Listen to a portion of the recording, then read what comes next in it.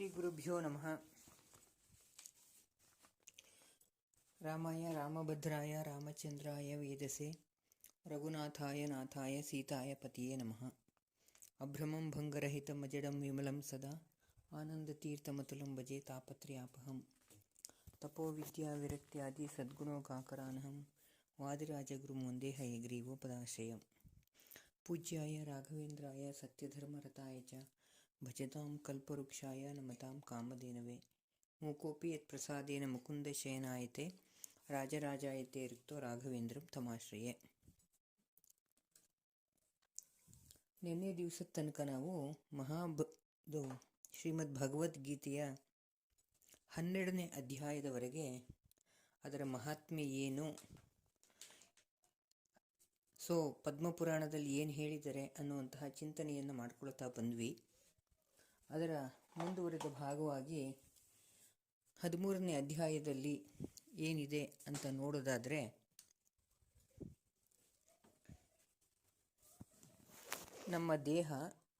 ನಮ್ಮ ದೇಹಕ್ಕೆ ಸಾಧನೆಯ ಕಿಚ್ಚನ್ನು ಹಚ್ಚಿಸಿ ನಮ್ಮ ಪ್ರಯಾಣ, ಅಂದರೆ ನಮ್ಮ ಆತ್ಮದ ಪ್ರಯಾಣ ಅಥವಾ ನಮ್ಮ ಪ್ರಯಾಣ ಭಗವಂತನೆಡೆಗೆ ಅನ್ನುವಂತಹ ಪ್ರಾಧಾನ್ಯತೆಯೊಂದಿಗೆ ಈ ನಮ್ಮ 13ನೇ ಅಧ್ಯಾಯವನ್ನು ನಾವು ಕಾಣ್ತೀವಿ.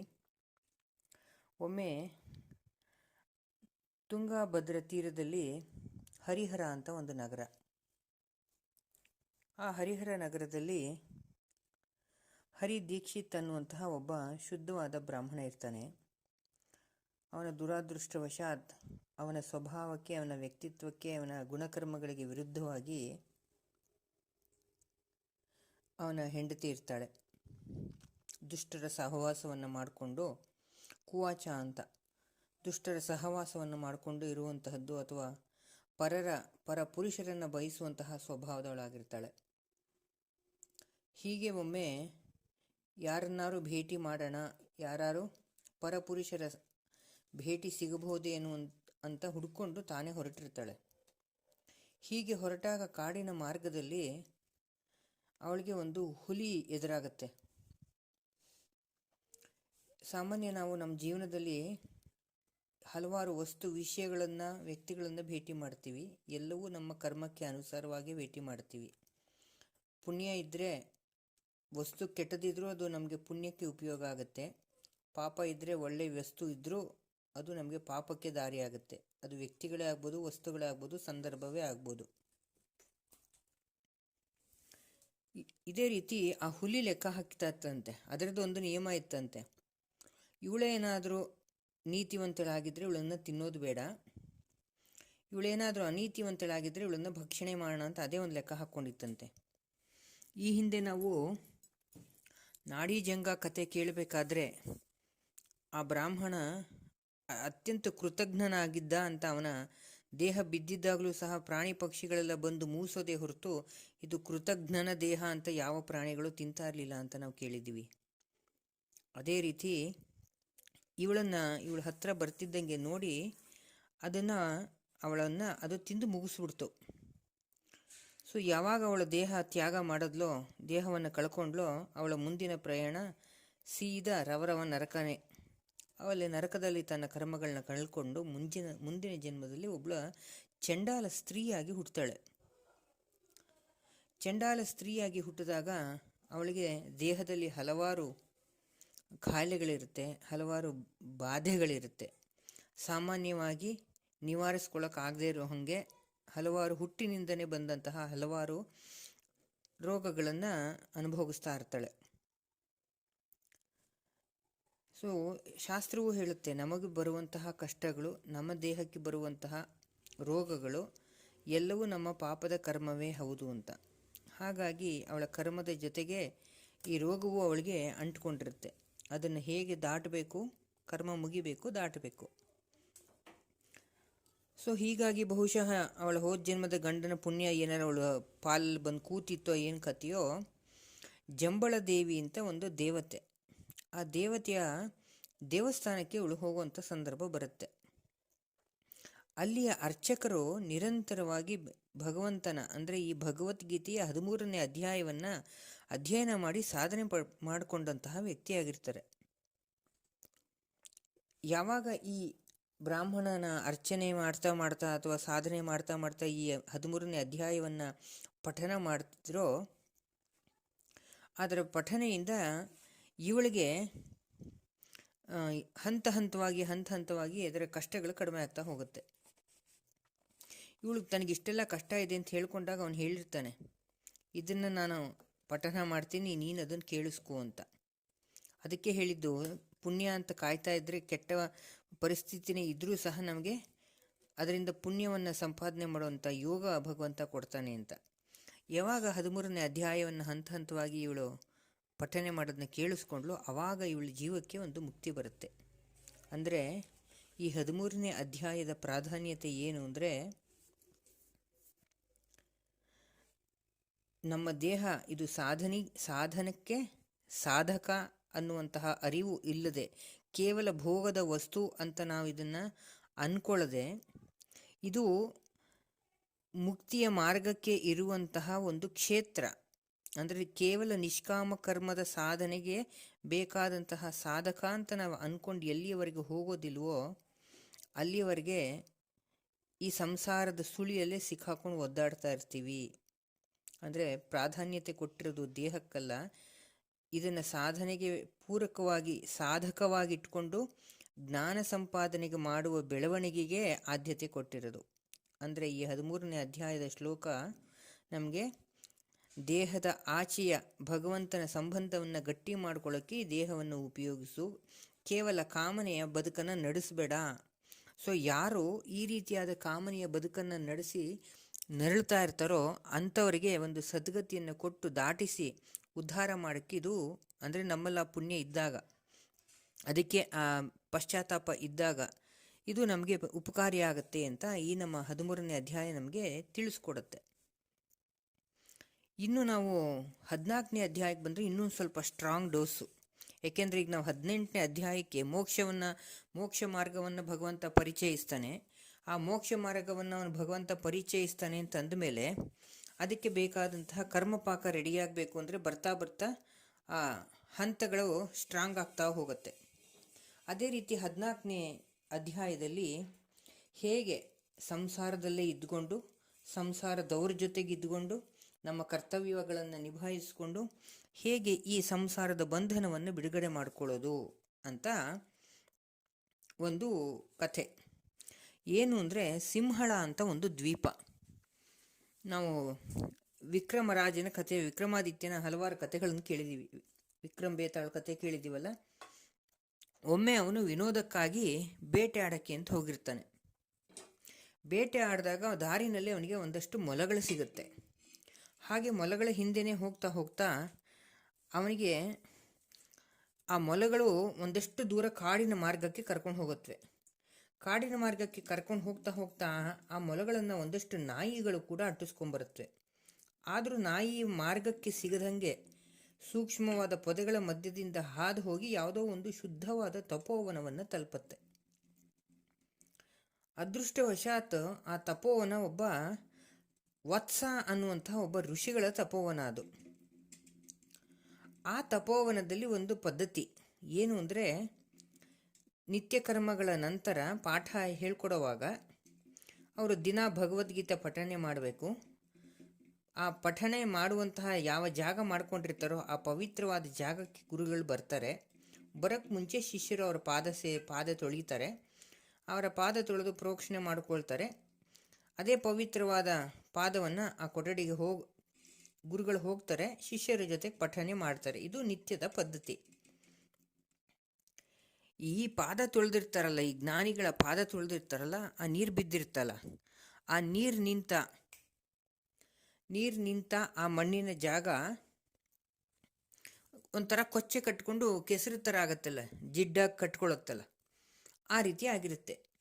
ಓಡ್ಕೊಂಡು ಬರ್ತಾ ರಭಸದಲ್ಲಿ ಈ ಮೊಲ ಏನಾಗುತ್ತೆ, ಅದರಲ್ಲಿ ಬಿದ್ದು ಹೋಗುತ್ತೆ. ಮೊಲ ಬಿದ್ದು ಸತ್ತೇ ಹೋಗುತ್ತೆ. ಯಾವಾಗ ಮೊಲ ಬಿತ್ತೋ ಅದು ಬೀಳ್ತಿದ್ದಂಗೆ ಆಕಾಶ ಮಾರ್ಗದಿಂದ ವಿಷ್ಣು ದೂತರು ಬರ್ತಾರೆ, ಪುಷ್ಪಕ ವಿಮಾನದಲ್ಲಿ ಆ ಮೊಲನ ಕರ್ಕೊಂಡು ಹೊಟ್ಟೋಗ್ತಾರೆ. ಸರಿ, ಅದೇ ಸ್ವಲ್ಪ ಹೊತ್ತಿಗೆ ನಾಯಿಗಳು ಅಟ್ಟಿಸ್ಕೊಂಡು ಬರ್ತಿದ್ದಂಗೆ ನಾಯಿನೂ ಅದೇ ನೀರಲ್ಲೇ ಬಿದ್ದು, ನಾಯಿಗಳಿಗೂ ಒಂದು ಗತಿ ಬಂತು, ಪುಷ್ಪಕ ವಿಮಾನ ಬಂತು, ವಿಷ್ಣು ದೂತರು ಕರ್ಕೊಂಡ್ರು. ಆದರೆ ಇವ್ರು ಹೋಗ್ತಾ ಹೋಗ್ತಾ ಗಂಧರ್ವರಾಗಿ ಹೋದ್ರಂತೆ. ಯಾರೋ ಈ ಮೊಲ ಮತ್ತು ಈ ನಾಯಿಗಳಿಬ್ಬರು ಹೋಗ್ತಾ ಹೋಗ್ತಾ ಗಂಧರ್ವರಾಗಿ ಹೋದ್ರಂತೆ. ಇವನಿಗೆ ಆಶ್ಚರ್ಯ ಆಯಿತು ವಿಕ್ರಮಾದಿತ್ಯಂಗೆ. ಅವನು ಬಂದು ಕೇಳ್ದ ಆ ಮುನಿನ, ಇದೇನು ವಿಚಿತ್ರ ನಡೀತಾ ಇದೆ, ಇದೇನಕ್ಕೆ ಹೀಗೆ, ಇದೆಲ್ಲ ಹೇಗಾಯಿತು ಅಂತ. ನಾವು ಜ್ಞಾನಿಗಳನ್ನು ಎಷ್ಟು ಅಲ್ಲಗಳಿತೀವಿ, ಅವರು ತಪಸ್ಸು ಮಾಡಿರ್ತಾರೆ, ದೇಹ ಕೃಶವಾಗಿರುತ್ತೆ, ನೋಡೋಕ್ಕೆ ಆ ಮುಖದಲ್ಲಿ ಅಂದ ಚೆಂದ ಇರಲ್ಲ. ಯಾಕೆಂದರೆ ಅವರಿಗೆ ದೇಹ ಅಲ್ವಲ್ಲ ಇಂಪಾರ್ಟೆಂಟು, ದೇಹ ಕೇವಲ ಸಾಧನೆಯ ವಸ್ತು. ಹೀಗಾಗಿ ಚರ್ಮದ ಸೌಂದರ್ಯಕ್ಕಿಂತ ಆತ್ಮದ ಸೌಂದರ್ಯ, ಎಲ್ಲಿ ಭಗವಂತನನ್ನು ಕೂಡಿಸಿ ಪೂಜೆ ಮಾಡ್ತಿರ್ತಾರೋ ಆ ಸೌಂದರ್ಯ ಪ್ರಾಧಾನ್ಯ. ಹೀಗಾಗಿ ಅವರು ನೋಡಿದ್ರೆ ಇವ್ರಿಗಿಷ್ಟು ಯೋಗ್ಯತೆ ಇದೆಯಾ ಅಂತಲೇ ಅನ್ನಿಸ್ಬಾರ್ದು, ಹಂಗಿರ್ತಾರೆ. ಅವ್ರನ್ನೇನಂದ್ರೂ ಅನ್ನಿಸ್ಕೊಳ್ತಾರೆ, ಅವ್ರೇನು ಅನ್ನಕ್ಕೆ ಹೋಗಲ್ಲ. ಯಾಕೆಂದರೆ ಅವ್ರಿಗೆ ಅದರ ಅವಶ್ಯಕತೆಯೂ ಇರಲ್ಲ. ದೇವ್ರ ಲೆಕ್ಕ ತಗೋತಾನೆ, ನಾನ್ಯಾಕೆ ಬಡ್ಡಿ ಸಮೇತ ಲೆಕ್ಕ ತಗೋತಾನೆ, ನಾನ್ಯಾಕೆ ತಲೆ ಕೆಡಿಸ್ಕೋಬೇಕು ಅಂತ. ಇಲ್ಲಿ ಈ ವತ್ಸಮುನಿಗೆ ಅಷ್ಟು ದಿವ್ಯಜ್ಞಾನ ಇತ್ತು. ಯಾವಾಗ ಈ ವಿಕ್ರಮಾದಿತ್ಯ ಕೇಳಿದ್ನೋ ಆವಾಗ ಆ ವತ್ಸಮುನಿ ಹೇಳ್ತಾರಂತೆ, ಹಿಂದೆ ಈಗ ಏನು ನಾಯಿಗಳಾಗಿ ಬಂದಿದ್ದ ಅವನು ಕೇಶವ ಅಂತ ಒಬ್ಬ ಬ್ರಾಹ್ಮಣನಾಗಿದ್ದ. ಈಗ ಮೊಲ ಆಗಿದ್ರಲ್ಲ ಅವಳು ವಿಲೋಭನ ಅಂತ ಆತನ ಹೆಂಡತಿ. ಮೂಲ ರೂಪದಲ್ಲಿ ಇವರಿಬ್ಬರು ಗಂಧರ್ವರು. ಕಲಹದ ಮಧ್ಯದ ಕಾರಣದಿಂದ ಈ ಕೇಶವ ತನ್ನ ಹೆಂಡತಿನ ಸಾಯಿಸಿಬಿಟ್ಟಿರ್ತಾನೆ. ಸಾಯಿಸಿದ್ದ ಕಾರಣದಿಂದ ಮುಂದಿನ ಜನ್ಮದಲ್ಲಿ ಅವಳು ಮೊಲವಾಗಿದ್ಲು. ಆ ಕಲಹದ ಸಂಬಂಧದ ಕರ್ಮದ ಅನುಸಾರ ಅವನು ನಾಯಿಯಾಗಿ ಹುಟ್ಟಿದ್ದ. ಅದೇ ಕರ್ಮದ ಪಾಕ ಮಿಕ್ಕಿತ್ತೋ ಏನೋ, ಮತ್ತೆ ಗಂಡ ಹೆಂಡತಿಯನ್ನು ಅಟ್ಟಿಸ್ಕೊಂಡು ಹೋದ. ಅಂದರೆ ನಾಯಿಯ ರೂಪದಲ್ಲಿದ್ದಂತಹ ಕೇಶವ ಅಥವಾ ಈ ವಿಲೋಬನ, ಏನು ಮೊಲದ ರೂಪದಲ್ಲಿದ್ಲು ವಿಲೋಬನ, ಅವಳನ್ನು ಅಟ್ಟಿಸ್ಕೊಂಡು ಹೋದ. ಯಾವಾಗ ಇವರು ಆ ಪಾದದ ಸ್ಪರ್ಶ ಆಗಿದ್ದಂತಹ ಆ ಮಣ್ಣು ನೀರಿನ ಸ್ಪರ್ಶ ಆದಂತಹ ಜಾಗದಲ್ಲಿ ಇವರು ಹೋಗಿ ಬಿದ್ದರೋ ಇವರ ಜನ್ಮ ಪಾವನವಾಗೋಯ್ತು. ಏನು ಸತ್ಕರ್ಮ ಮಾಡಿದ್ರೋ ಬ್ರಾಹ್ಮಣ ದಂಪತಿಗಳಾಗಿದ್ದಾಗ ಈ ಮೂಲ ರೂಪದಲ್ಲಿದ್ದಂತಹ ಗಂಧರ್ವರು, ಮೂಲ ರೂಪದಲ್ಲಿ ಇದು ಕರ್ಮ ಕಳೆದಿತ್ತೋ, ಯಾವಾಗ ನೀರು ಅವ್ರಿಗೆ ಬಿತ್ತೋ, ನೆನ್ನೆ ತಾನೇ ಹೇಳಿದೆ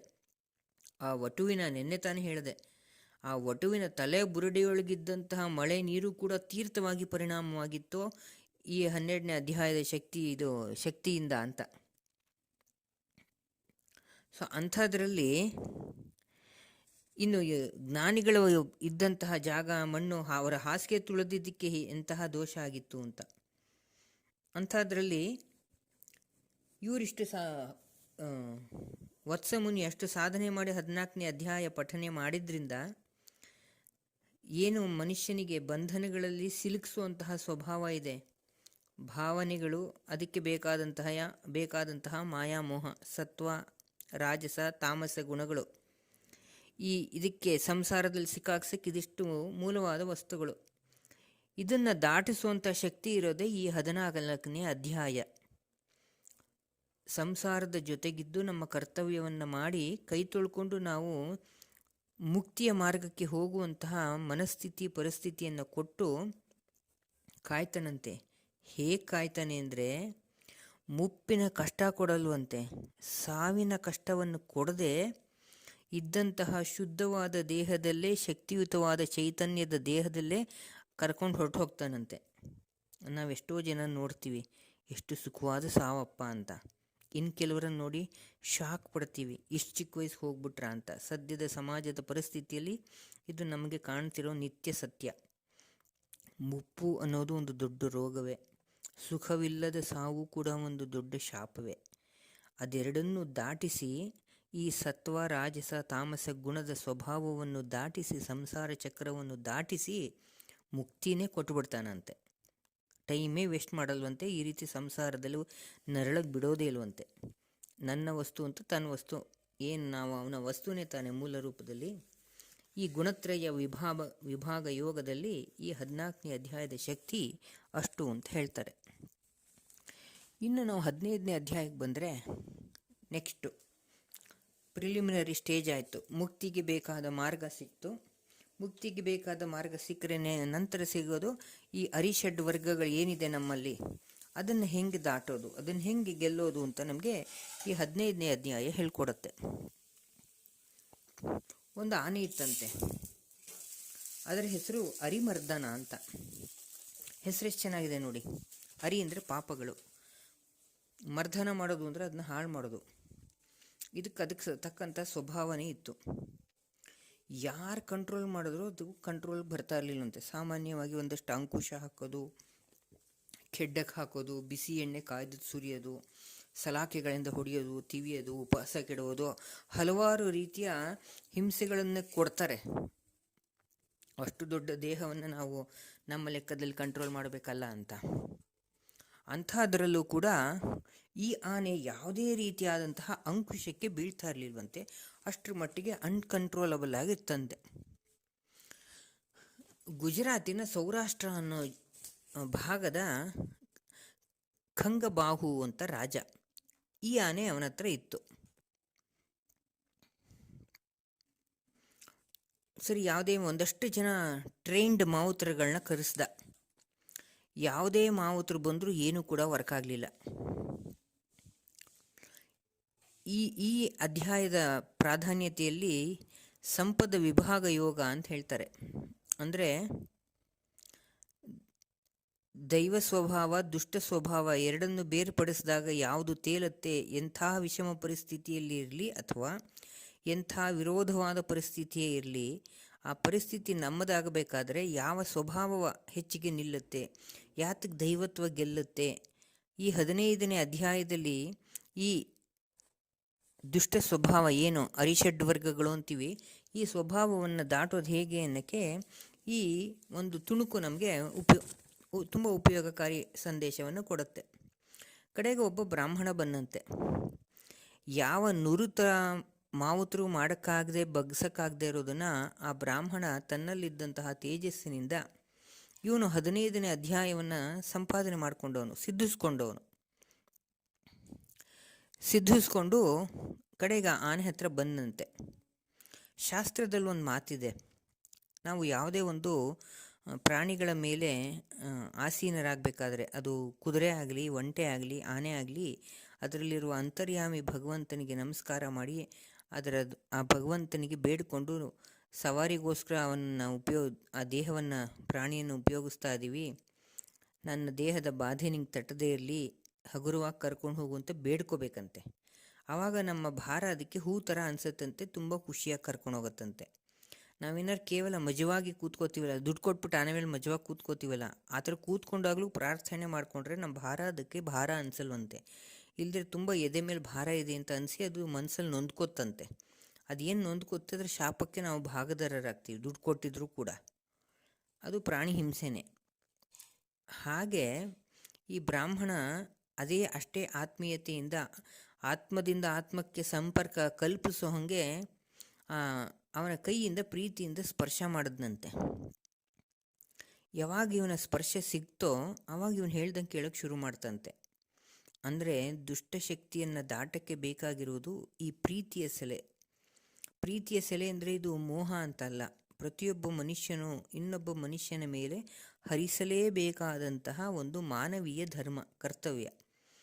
ಪ್ರಪಂಚದಿಂದ ಏನು ಒಂದು ಉಪಕಾರ ಮಾಡ್ಕೊಂಡಿರ್ತೀವಿ, ಆ ಉಪಕಾರಕ್ಕೆ ವಾಪಸ್ಸು ಪ್ರತ್ಯುಪಕಾರ ಮಾಡಬೇಕಾದ್ದು ನಮ್ಮ ಕರ್ತವ್ಯ.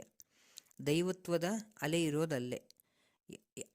ಆ ಋಣ ತೀರಿಸೋದಕ್ಕೆ ಹಲವಾರು ಅರ್ಥಗಳಿದೆ. ವ್ಯವಹಾರ ಅಂತ ಅರ್ಥ ಇದೆ, ಪಕ್ಕದ ಮನೆಯವರು ಅಂತಲೂ ಅರ್ಥ ಇದೆ, ಮಾನವೀಯತೆ ಅಂತ ಅರ್ಥ ಇದೆ, ಕಷ್ಟದಲ್ಲಿ ಕಾಪಾಡುವಂಥ ಬಂಧು ಸ್ನೇಹಿತರು ಅಂತಲೂ ಅರ್ಥ ಇದೆ.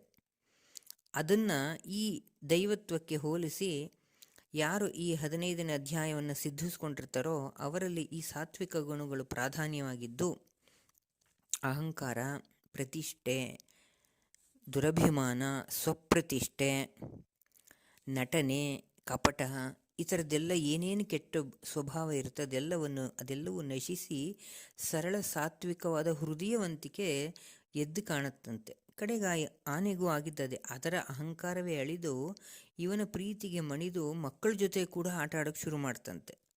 ಅಂದರೆ ನಿಮ್ಮ ಅಷ್ಟೂ ಅಹಂಕಾರಗಳನ್ನ ದಮನ ಮಾಡಬೇಕಾದ್ರೆ ನಿಮ್ಮನ್ನು ಪ್ರಪಂಚದ ಪ್ರೀತಿಗೆ ಹರಿಬಿಡಿ, ಈ ಕರ್ತವ್ಯದ ಕಡೆಗೆ ಹೋದಾಗ ದೈವತ್ವ ತಾನಾಗಿ ಒಲಿಯತ್ತೆ ಅಂತ.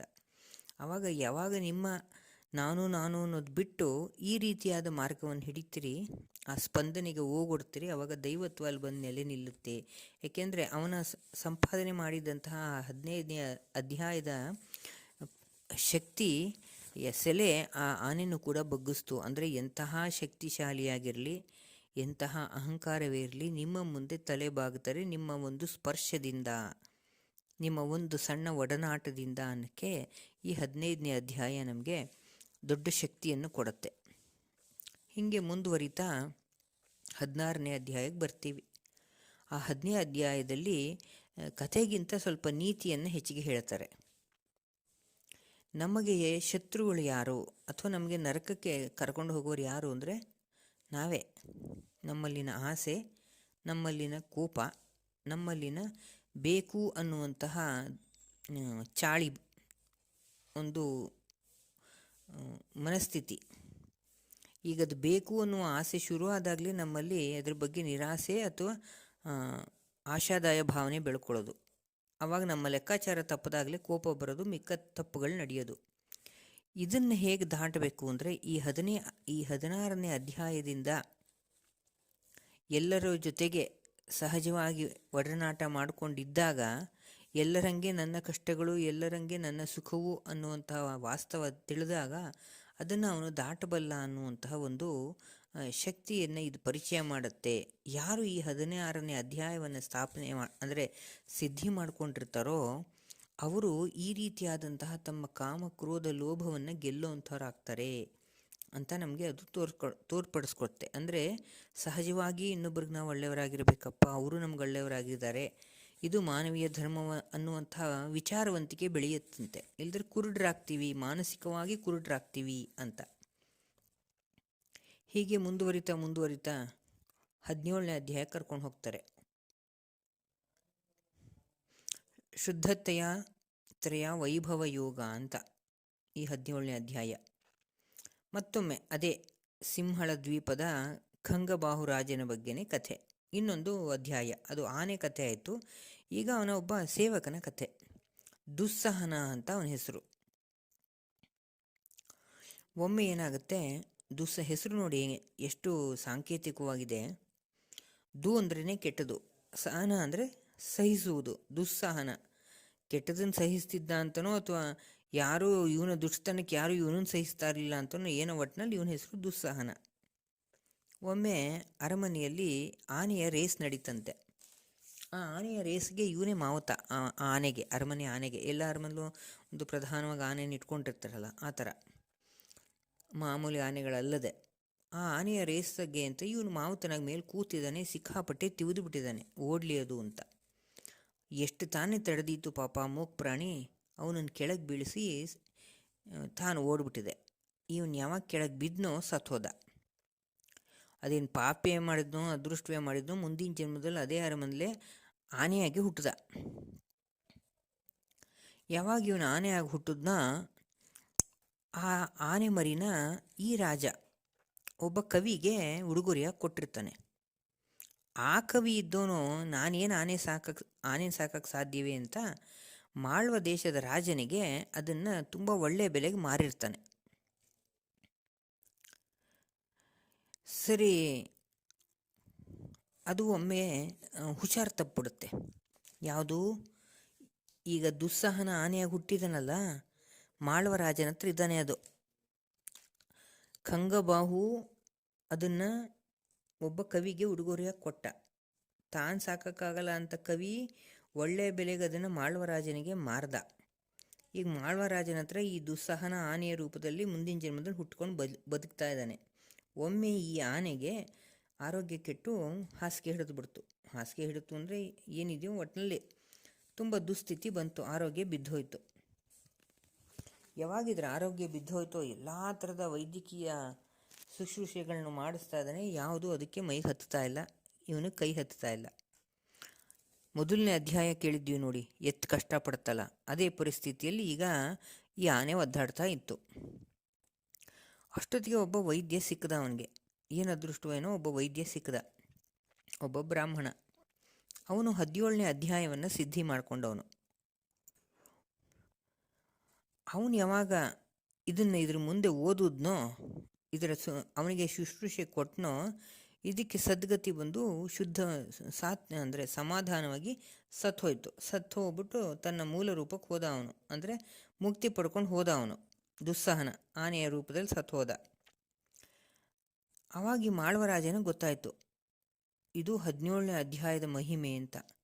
ಯಾವಾಗ ಮಾಳ್ವರಾಜ ಈ 17ನೇ ಅಧ್ಯಾಯವನ್ನು ಕೇಳಿದ್ನೋ ಆವಾಗ ಈ ಲೋಕದಿಂದ ಮುಕ್ತಿ ಹೊಂದಿ ಒಳ್ಳೆಯ ಸಾವಿನ ಜೊತೆ ಪರಲೋಕಕ್ಕೆ ಹೋಗೋಕ್ಕೆ ಒಂದು ಸಾಧನೆ ಏನಾರು ಇದೆ, ದಾರಿ ಮಾರ್ಗ ಇದೆ ಅಂತಂದರೆ ಇದು ಈ 17ನೇ ಅಧ್ಯಾಯ ಶ್ರದ್ಧತ್ರಯ ವೈಭವ ಯೋಗ ಅಂತ.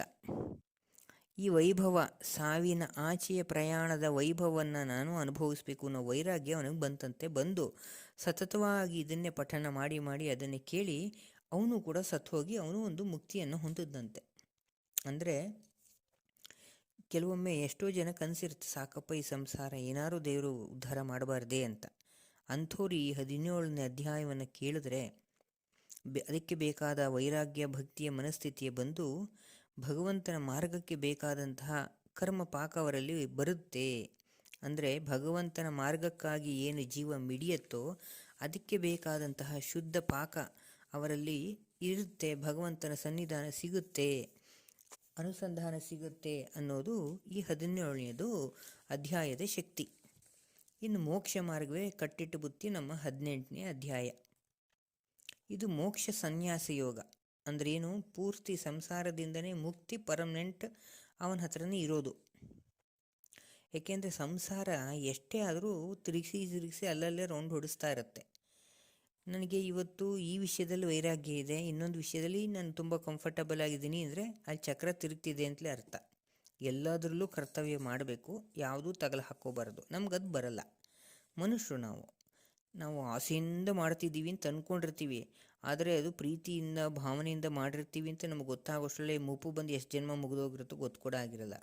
ಒಟ್ಟಿನಲ್ಲಿ ಸಂಸಾರ ಚಕ್ರದಲ್ಲಿ ಎಲ್ಲ ಭಾವನೆಗಳ ಜೊತೆಗೆ ಚಕ್ರವಾಗಿ ತಿರುಗ್ತಾ ಇರ್ತೀವಿ.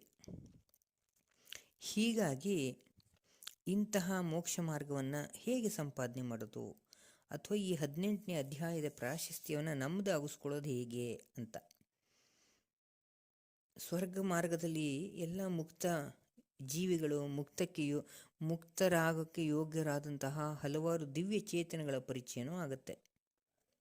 ಸನಕ ಸನಂದನರು, ಸನಾತನರು, ಸನತ್ ಕುಮಾರರು ಎಲ್ಲರ ಪರಿಚಯನೂ ಆಗುತ್ತೆ. ಅಂತಹ ಮಾರ್ಗ ನಮ್ದಾಗಬೇಕಾದ್ರೆ ಈ ಸಂಸಾರದಲ್ಲಿದ್ದಂತಹ ನಾವು ಹೇಗೆ ಅದನ್ನು ಬೆಳೆಸ್ಕೊಳ್ಳೋದು ಅಂತ. ಒಮ್ಮೆ ಇಂದ್ರಲೋಕದಲ್ಲಿ ಸಹಜವಾಗಿ ಇಂದ್ರನ ಸಭೆ ನಡೀತಾ ಇದೆ. ಅಪ್ಸರ ಸ್ತ್ರೀಯರೆಲ್ಲ ಡ್ಯಾನ್ಸ್ ಮಾಡೋದು ಅವೆಲ್ಲ ಸಹಜವಾದ ಪ್ರಕ್ರಿಯೆ ನಡ್ಕೊಂಡು ಹೋಗ್ತಾ ಇದೆ. ಅಲ್ಲಿಗೆ ವಿಷ್ಣು ದೂತರು ಬಂದು ಹೇಳ್ತಾರಂತೆ ಸಭೆಯಲ್ಲಿ, ಎಲ್ಲರ ಸಭಾ ಮಧ್ಯದಲ್ಲಿ, ಏನು ಅಂದರೆ ಸದ್ಯದಲ್ಲೇ ಒಬ್ಬ ಹೊಸ ಇಂದ್ರ ಬರೋನಿದ್ದಾನೆ ಅಂತ. ಇವನು ಇಂದ್ರನಿಗೆ ಆಶ್ಚರ್ಯ ಆಯ್ತಂತೆ, ಇದೇನಿದು, ನನ್ನ ಪದವಿಯ ಅವಧಿ ಇನ್ನೂ ಮುಗದೇ ಇಲ್ಲ, ಇದು ಲೋಕಾರೂಢಿ ಅಂದರೆ ಭಗವಂತನದ್ದೇ ನಿಯಮ, ಎಲ್ಲಿಯವರೆಗೆ ನನ್ನ ಅವಧಿ ಮುಗಿಯುವಲ್ಲ ಅಲ್ಲಿವರೆಗೆ ಇನ್ನೊಬ್ಬ ಇಂದ್ರ ಬರೋ ಹಂಗಿಲ್ಲ, ಅದು ಹೆಂಗೆ ಸಾಧ್ಯ ಆಯಿತು, ಅಂತಹ ಶ್ರೇಷ್ಠ ಬಂದ್ಬಿಟ್ನೆ, ಏನಪ್ಪ ಇದ್ರ ಮರ್ಮ ಅಂತ ಅವನಿಗೆ ಅನ್ನಿಸೋಕ್ಕೆ ಶುರು ಆಯ್ತಂತೆ. ಕಡೆಗೆ ಇದನ್ನು ಕೇಳ್ಕೊಂಡೇ ಬಿಡೋಣ, ಮನಸ್ಸಲ್ಲಿ ಅಸಮಾಧಾನ ಇಟ್ಕೊಳ್ಳೋದು ಬೇಡ ಅಂತ ವೈಕುಂಠ ಲೋಕಕ್ಕೆ ಹೋದನಂತೆ. ಅಲ್ಲಿ ಭಗವಂತ ಕ್ಷೀರಸಾಗರಶಾಹಿ ಅಲ್ಲಿ ಹಾವು ಮೇಲೆ ಮಲ್ಕೊಂಡು ಸಹಜವಾಗಿ ನಮ್ಮ ನಾರಾಯಣ ಹೇಗಿರ್ತಾನೋ ಅದೇ ರೀತಿ ಇದ್ದಾನೆ. ಇಂದ್ರ ಹೋಗಿ ತನ್ನ ಮನಸ್ಸಿನ ದುಗುಡವನ್ನು ಹೇಳ್ಕೊಂಡಂತೆ. ಭಗವಂತ, ಹೇಗೆ ಇದು ನಿನ್ನ ನಿಯಮಕ್ಕೆ ಮೀರಿ ನೀನು ಇನ್ನೊಬ್ಬ ಹೊಸ ಇಂದ್ರನನ್ನು ತರೋದು ಅಂದರೆ ಇದು ಹೇಗೆ? ವಿಷ್ಣು ದೂತರು ಈ ಥರ ಮಾತಾಡ್ತಿದ್ದಾರಲ್ಲ, ಇದಕ್ಕೆ ಏನರ್ಥ ಅಂತ ಭಗವಂತನನ್ನೇ ಕೇಳಿದ್ನಂತೆ ಇಂದ್ರ. ಅದಕ್ಕೆ ಭಗವಂತ ಹೇಳಿದ್ನಂತೆ, ಹೌದು, ಅವನನ್ನು ನೋಡಿದ್ರೆ ನಿನಗೂ ಕೂಡ ಅದರ ಬಗ್ಗೆ ನಂಬಿಕೆ ಬರುತ್ತೆ, ನಿಜವಾಗ್ಲೂ ಇಂದ್ರನಾಗಲು ಅವನೇ ಯೋಗ್ಯ ಅಂತ ನಿನಗೆ ಅನಿಸುತ್ತೆ ಅಂತ ಹೇಳಿದಾಗ ಕಡೆಗೆ ಅದೇನದು ಸತ್ಯತೆ ಏನಿಲ್ಲ, ಅಸತ್ಯತೆ ಏನಿಲ್ಲ, ಅದರ ಮೂಲ ವಿಷಯ ಏನು ಅಂತ ತಿಳ್ಕೊಳ್ಳೋಕ್ಕೆ ಕಡೆಗೆ ಇಂದ್ರ ಯಾರನ್ನು ಉಲ್ಲೇಖಿಸಿ ಈ ವಿಷ್ಣು ದೂತರು ಹೇಳಿದ್ರು ಅಥವಾ ಭಗವಂತ ಆಜ್ಞೆ ಮಾಡಿದ್ನೋ ಅದನ್ನು ನೋಡೋಕ್ಕೆ ಅಂತ ಗೋದಾವರಿ ತೀರದ ಕಾಳಿಕ ಗ್ರಾಮ ಅಂತ ಇದೆಯಂತೆ. ಆ ಕಾಳಿಕ ಗ್ರಾಮಕ್ಕೆ ಹೋದನಂತೆ. ಅಲ್ಲಿ ಹೋದಾಗ ಒಬ್ಬ ಈ 18ನೇ ಅಧ್ಯಾಯವನ್ನು, ಯಾಕೆ ಸಮಸ್ತ ಭಗವದ್ಗೀತೆಯನ್ನು ಅವನಲ್ಲಿ ರೂಢಿಸ್ಕೊಂಡು ಸಿದ್ಧಿ ಮಾಡಿಕೊಂಡಿರುವಂತಹ ಮಟ್ಟವನ್ನು ನೋಡಿ ಇಂದ್ರನಿಗೆ ಅನ್ನಿಸ್ತಂತೆ, ಇವನು ಸಾಧನೆ ಮಾಡಿ ಇಷ್ಟೊಂದು ಜ್ಞಾನ ಭಕ್ತಿ ವೈರಾಗ್ಯಕ್ಕೆ ಒತ್ತು ಕೊಟ್ಟು ಮಾಡ್ತಿರೋ ಸಾಧನೆ ನೋಡಿದ್ರೆ ಇವನು ಕೇವಲ ಇಂದ್ರ ಪದವಿಗೆ ಅಲ್ಲ, ಮುಕ್ತನಾಗಿ ವೈಕುಂಠವನ್ನೇ ಸೇರೋದಕ್ಕೆ ಯೋಗ್ಯನಾಗಿದ್ದಾನೆ ಅಂತ ಇಂದ್ರನಿಗೆ ಒಂದು ಮೆಚ್ಚುಗೆಯ ಭಾವ ಬಂತಂತೆ. ಅಂದರೆ ಈ 18ನೇ ಅಧ್ಯಾಯ ಪಠನೆ ಮಾಡೋರು ಕೇವಲ ಸಂಸಾರ ಚಕ್ರ ಅಲ್ಲ, ಜೀವನ ಚಕ್ರದಿಂದನೇ, ಅಂದರೆ ಹುಟ್ಟು ಸಾವಿನ ಚಕ್ರವನ್ನೇ ದಾಟಿ ಪರ್ಮನೆಂಟಾಗಿ ಮುಕ್ತಿಯನ್ನು ಪಡೆಯಲು ಯೋಗ್ಯರಾಗ್ತಾರೆ, ಭಗವಂತನ ಮುಕ್ತ ಲೋಕಕ್ಕೆ ಭಾಜನರಾಗ್ತಾರೆ ಅನ್ನುವಂತಹ ಭಾಗ್ಯ ಈ 18ನೇ ಅಧ್ಯಾಯ ನಮಗೆ ಕೊಡುತ್ತೆ. ಅದಕ್ಕೆ ಇದು ಮೋಕ್ಷ ಮಾರ್ಗಕ್ಕೆ ಪೂರಕವಾದದ್ದು, ಅಥವಾ ಮೋಕ್ಷ ಮಾರ್ಗವೇ ಅಥವಾ ಮೋಕ್ಷವನ್ನೇ ಕೊಡುವಂಥದ್ದು. ಮೋಕ್ಷ ಸನ್ಯಾಸ ಯೋಗ. ಸನ್ಯಾಸ ಅಂದರೆ ಬಿಟ್ಟುಬಿಡೋದು, ಮೋಕ್ಷ ಸನ್ಯಾಸ ಅಂದರೆ ಮೋಕ್ಷನೇ ಬಿಟ್ಬಿಡೋದು, ಮುಗಿತಲ್ಲ, ಇನ್ನೇನು ಯೋಚನೆ ಇಲ್ಲ. ಮೋಕ್ಷನೇ ಬಿಟ್ಬಿಟ್ರೆ ಇನ್ನೇನು ಕೇಳೋದು ಇಲ್ಲ, ಹೇಳೋದು ಇಲ್ಲ, ಆ ಥರ ಅಲ್ಲ. ಸನ್ಯಾಸ ಯಾವುದು? ಲೌಕಿಕ ಕರ್ಮಗಳ ಭಾವಗಳು, ಅದರ ಮೇಲೆ ಸನ್ಯಾಸ ಬಂದಾಗ ಸಿಗೋದೇ ನಮಗೆ, ಅದನ್ನು ಯೋಗವನ್ನಾಗಿ ಮಾಡಿಕೊಂಡ್ರೆ ಸಿಗೋದೇ ನಮಗೆ ಮೋಕ್ಷ ಅಂತ. ಅಲ್ಲಿರೋನೇ ಭಗವಂತ, ಆವಾಗ ಅವನು ಕೈ ಹಿಡಿದು ಜೊತೆ ಕರ್ಕೊಂಡು ಹೋಗ್ತಾನೆ ಅಂತ. ಸೊ ಇಷ್ಟೂ 18 ಅಧ್ಯಾಯಗಳಲ್ಲಿ ನಾವು ಕಂಡುಕೊಂಡಿದ್ದ ಎಲ್ಲದರಲ್ಲೂ ಪ್ರಧಾನವಾದ ಅಂಶ ಏನು? ಒಂದು ಜ್ಞಾನ, ಇನ್ನೊಂದು ಭಕ್ತಿ, ಇನ್ನೊಂದು ವೈರಾಗ್ಯ. ಎಲ್ಲಿಯವರೆಗೆ ಶುದ್ಧ ಆಚಾರ, ಶುದ್ಧ ಮನಸ್ಥಿತಿ, ಶುದ್ಧ ದೇಹ ರಕ್ಷಣೆ, ನಮ್ಮ ಕರ್ತವ್ಯಗಳ ನಿಷ್ಠೆ, ಜೊತೆಗೆ ಭಗವನ್ ಸಾಧನೆ, ಎಲ್ಲಿಯವರೆಗೆ ನಿರಂತರವಾಗಿ ತಾಯಿ ಮಗುವನ್ನು ಲೆಕ್ಕವಿಲ್ಲದಷ್ಟು ಪ್ರೀತಿಸ್ತಾಳೆ, ಲೆಕ್ಕ ಕೇಳದಷ್ಟು ಪ್ರೀತಿಸ್ತಾಳಲ್ಲ, ಅದೇ ರೀತಿ ಎಲ್ಲಿವರೆಗೆ ನಾವು ನಮ್ಮನ್ನು ಭಗವಂತನಿಗೆ ಲೆಕ್ಕವಿಲ್ಲದಷ್ಟು ಪ್ರೀತಿ ಮಾಡ್ಕೊಂಡು ಇಟ್ಕೋತೀವೋ ಆವಾಗ ಈ 18ನೇ ಅಧ್ಯಾಯಕ್ಕೆ ತೇರು ನಮ್ಮನ್ನು ಕರ್ಕೊಂಡು ಹೋಗ್ತಾನೆ. ಇಲ್ಲದ್ರೆ ಬರೀ ಪುಸ್ತಕದಲ್ಲಿರುತ್ತೆ, ನಾವು ಬಾಯಲ್ಲಿರುತ್ತೆ. ನಮ್ಮ ಆತ್ಮತ್ತಂಗೆ ತಲುಪಬೇಕಾ? ಆವಾಗ ಈ ರೀತಿಯಾಗಿ ಅಂದ್ರೇನು, ಯಾವನೊಬ್ಬ ಬಡತನದಲ್ಲಿ ಇದ್ದಾನೆ, ಅಯ್ಯೋ ನನಗಿರೋ ಬಡತನಕ್ಕೆ 18ನೇ ಅಧ್ಯಾಯ ಆದರೆ 14ನೇ ಅಧ್ಯಾಯ ಅಂತ ಹೇಳೋದು ಸಹಜವೇ. ಇನ್ನು ಅವನಿಗೂ ಏನೋ ಕಾಯಿಲೆ ಬಂತು, ಆದರೆ ಬಡತನ ಬಂದ್ರೆ ಏನು, ಕಾಯಿಲೆ ಬಂದರೆ ಏನು, ಕಷ್ಟ ಬಂದರೆ ಏನು, ರೋಗ ಬಂದು ಸಾಯ್ತಾ ನರಳ್ತಾ ಇದ್ರೇನು ಅಂತ ಇಷ್ಟೂ 18 ಅಧ್ಯಾಯಗಳಲ್ಲಿ ನಮಗೆ ದೇವರೇ ಹೇಳ್ಕೊಟ್ಟಿದ್ದಾನೆ. ಪದ್ಮಪುರಾಣ ಹೇಳಿರೋದೇ ಅದು. ಸೊ ಅದನ್ನು ನಾವು ನಂಬಿ ಪಾಲನೆ ಮಾಡಿದ್ರೆ ಸಹಜವಾಗಿ ಅಷ್ಟೂ ಜೀವಿಗಳು ಈ 18 ಅಧ್ಯಾಯದಲ್ಲಿ ವಿಷ್ಣು ದೂತರ ಬಂದು ಕರ್ಕೊಂಡು ಹೋಗಿದ್ದಾರೆ ಅಂತಲೇ ಎಲ್ಲ ಅಧ್ಯಾಯದಲ್ಲೂ ನಾವು ಕೇಳಿರೋದು. ಈಗ ಕೇಳಿದ್ದೀವಿ, ನಮ್ದಾಗಿಸ್ಕೋಬೇಕಾದ್ರೆ ಈ ಮಾರ್ಗಕ್ಕೆ ನಾವು ಹೋಗಬೇಕು. ಅದಕ್ಕೆ ಅಂತಲೇ ಹಾಕ್ಕೊಟ್ಟಿರೋ ಭಗವಂತನ ನೇರ ನುಡಿಯಾದಂತಹ ಈ ವಿಷ್ಣು ಸಹಸ್ರನಾಮದ ಜೊತೆಗೆ ಈ ಭಗವದ್ಗೀತೆಯು ಹೌದೇ ಹೌದು. ಸೊ ಇದನ್ನು ನನ್ನ ಮಟ್ಟದಲ್ಲಿ, ನನ್ನ ಸಣ್ಣ ಪ್ರಯತ್ನದಲ್ಲಿ ನಿಮ್ಮೆಲ್ಲರ ಮುಂದೆ ಪ್ರಸ್ತುತಪಡಿಸಿದ್ದೀನಿ. ಭಗವಂತನ ಪ್ರೇರಣೆ ಅಂತ ನಾನು ಭಾವಿಸಿದ್ದೀನಿ, ಗುರು ಆಶೀರ್ವಾದ ಅಂತ ಭಾವಿಸಿದ್ದೀನಿ. ನಿಮಗೂ ಒಂದಷ್ಟು ಉಪಯೋಗ ಆಯಿತು ಅಂತಲೂ ಭಾವಿಸಿದ್ದೀನಿ. ಏನೇ ದೋಷಗಳಿದ್ರೂ ಭಗವಂತ ಅದನ್ನು ಕ್ಷಮಿಸಲಿ, ನನ್ನ ಗುರುಗಳು ಕ್ಷಮಿಸಲಿ ಅಂತ ಬೇಡ್ತಾ ಭಗವಂತನಿಗೆ ಅರ್ಪಿಸ್ತೀನಿ ಇದನ್ನು. ಹರಿಯೇ ನಮಃ. ಕೃಷ್ಣ ಅರ್ಪಣಮಸ್ತು.